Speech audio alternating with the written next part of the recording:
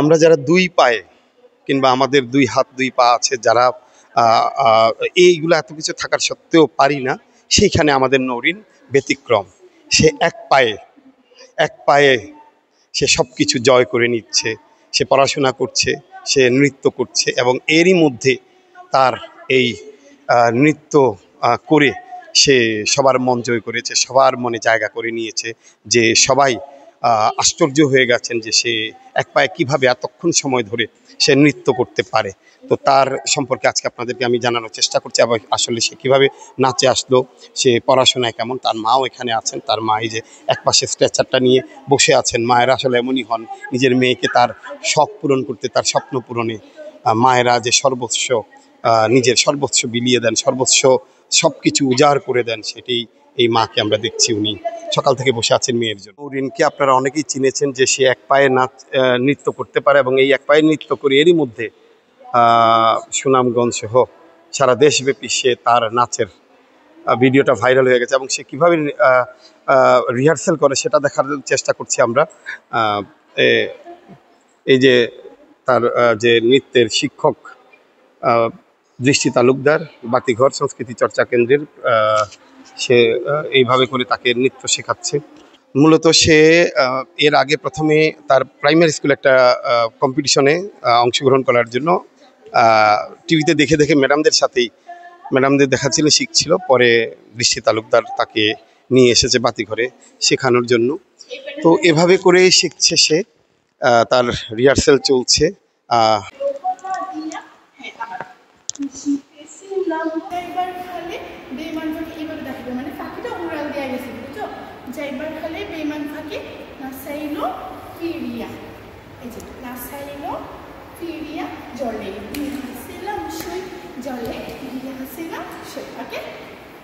এবং পাশেই নওরিনের মা, উনি একটি প্রাথমিক বিদ্যালয়ের শিক্ষক। উনি ওর স্ট্রেচার, ও যেটা দিয়ে হাঁটে সেটা নিয়ে বসে আছেন। মেয়েকে তার শখ পূরণ করাচ্ছেন উনি।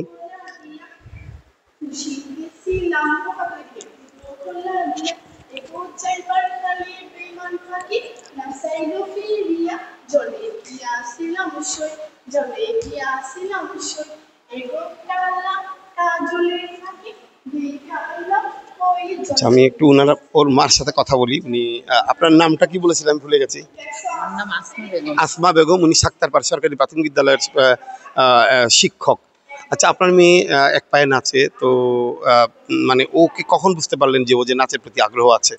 যে আমাদের স্কুলে বার্ষিক ক্রীড়া প্রতিযোগিতার অনুষ্ঠানে ওই স্টুডেন্ট বাছাই করা হচ্ছিল যে নৃত্য নেওয়ার জন্য। তখন বাচ্চারা যখন নাচতেছিল, মেয়েরা ওকে পিছনে দাঁড়াইছে। তা আমি তো প্রথম বলতেছি যে নওরিন, তুমি কেন যাচ্ছ, তুমি তো পারবে না।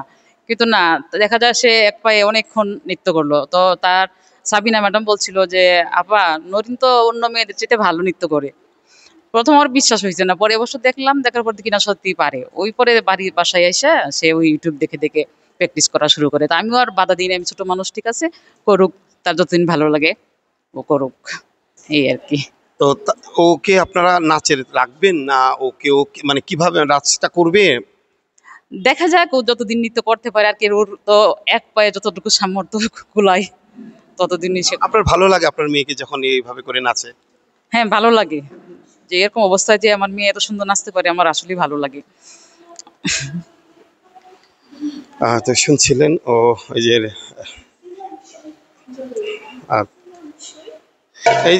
এই যে নরিনের সাথে ম্যাডাম একটু ওকে থামিয়ে দিই। নরিন, কেমন আছো?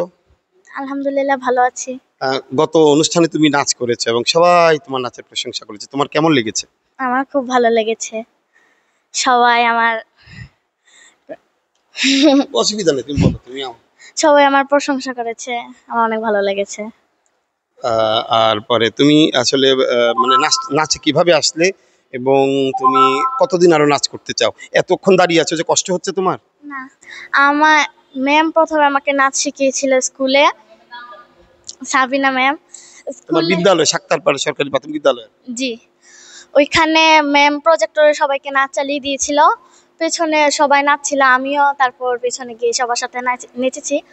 তারপর আমি বাসায় এসে আবার মোবাইলে দেখে দেখে নাচ শিখেছি। আমি অফিসার হতে চাই, অনেক বড় অফিসার। কি অফিসার? ডিসি অফিসার এরকম।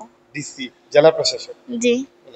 তোমার জন্য অনেক শুভকামনা। তোমার কষ্ট হচ্ছে, বসবে বসবে না। তো সে এভাবে করে এক পায়ে যে নাচ করছে এবং এক পায়ে সে নাচ করতে পারে এবং এক পায়ে সে দীর্ঘক্ষণ দাঁড়িয়ে থাকে। মূলত আসলে তার ইচ্ছা শক্তিটাই বড়। তার শিক্ষক, এইখানে প্রশিক্ষক যে নাচ রিহার্সেল করাচ্ছে এবং তাকে নাচ শেখায়, দৃষ্টি তালুক দেশে বাতিঘর সংস্কৃতি চর্চা কেন্দ্রের সে নৃত্যের প্রশিক্ষক। মানে দৃষ্টি, তুমি কিভাবে ওকে পেলে এবং তাকে নিয়ে তোমার কতদূর স্বপ্ন বা কিংবা এগিয়ে নিয়ে যেতে চাও? ভাইয়া আমি ওকে উপজেলাতে প্রথমে দেখি যে একটা কম্পিটিশনে নাচ করে, তখন আসলে ওর মুখের দিকে তাকিয়েছিলাম, কিন্তু ওর যে একটা পা নাই আমি সেটা দেখিনি। তো হঠাৎ করে আমার চোখে পড়লো যে এক পা নাই, তো আমি তো অবাক হয়ে তাকিয়ে দেখলাম।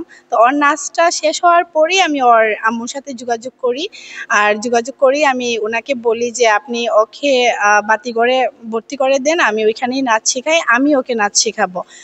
তো পরে ও বাতিঘরে এসে ভর্তি হয়, আর এখন আমি ওকে আর কি প্রশিক্ষণ দিতেছি। তো আমার ইচ্ছা যে আমি যতদিন মানে বাতিঘরে আছি, যতদিনই আমি মানে নাচের সাথে আছি, আমি নৌরিনকে নাচ শিখিয়েই যাব। সেটা দাঁড়িয়ে তোমার ছাত্রীকে তোমাকে দাঁড়িয়ে সম্মান জানিয়েছে। আসলে আমার খুব বেশি ভালো লাগছিল, কারণ আমি একটা মেয়েকে নাচ শেখাচ্ছি আর সেই মেয়েটাকে মানে সবাই তখন সবাই দাঁড়িয়ে গেছিল, আর ওর এক পায়ে নাচ দেখে আসলে আমার নিজেরই রুম মানে পশম দাঁড়িয়ে গেছিল যে এত সুন্দর সে নাচ করতো।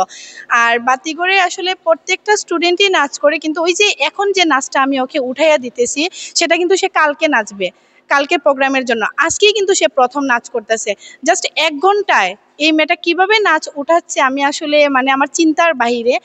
ও আসলে মানে এত মনোযোগী, একবার দেখিয়ে দিলেই ও আসলে সব মানে রপ্ত করতে পারে আর কি। ধন্যবাদ। দৃষ্টির জন্য আমরা আসলে অনেকেই জেনেছি যে আমাদের সুনামগঞ্জের এই এমন একটা প্রতিভা আছে যে যে সে এভাবে করে এরই মধ্যে সবার মন কেড়ে নিয়েছে, নজর কেড়ে নিয়েছে। তো নরিনের জন্য শুভকামনা। নরিন, শুভকামনা। আমরা তো সবাই তোমার সাথে আছি। আসলে সাথে কি, তুমি আমাদের সাথে থাকলে আমাদেরও ভালো লাগবে। তো নরিন থেমে যাবে না, সে ডিসি হতে চায়, পড়াশোনা করতে চায়। সে পড়াশোনা অনেক ভালো, ডিসি হবে একদিন। ডিসি হয়ে আমাদের দেশের সেবা করবে, মানুষকে সেবা করবে, মানুষের কল্যাণে